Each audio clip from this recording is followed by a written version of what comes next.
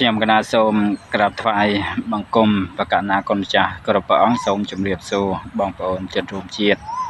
ទាំងក្នុងហើយទាំងក្រៅដោយសេចក្តីគោរពអញ្ចឹងខ្ញុំបាទមានមតិយោបល់មួយនៅបញ្ហាសង្គមជាតិរបស់យើងអញ្ចឹងមកដល់ពេលនេះមានការឆាប់បាញ់ហើយសង្គ្រាមថៃជាមួយនឹងខ្មែរជាមួយនឹងថៃអញ្ចឹង72ម៉ោងហ្នឹងអញ្ចឹង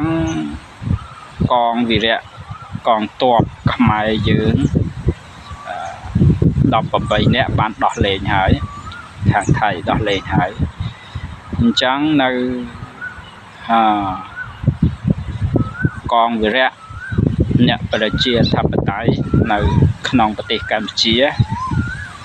ហ្នឹងមិនទាន់បានដោះលែងទេអញ្ចឹងខ្ញុំបានតែស្នើឲ្យរដ្ឋាភិបាលលោកហ៊ុនម៉ាណែតហើយនិងប្រធានរដ្ឋសភាលោកហ៊ុនសែននឹងសូមឲ្យដោះលែងបងប្អូនកងវីរៈ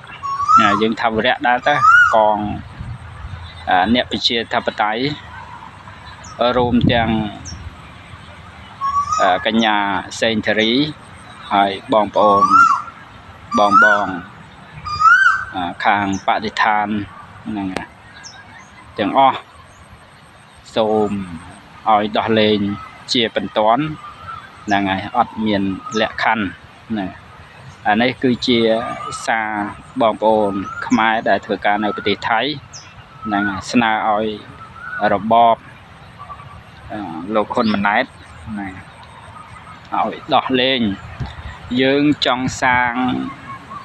អ្នកប្រជាធិបតេយ្យចង់បានការរួបរวมអញ្ចឹងខ្មែរយើងខ្លាំងយើងត្រូវដោះលែងអ្នកប្រជាធិបតេយ្យ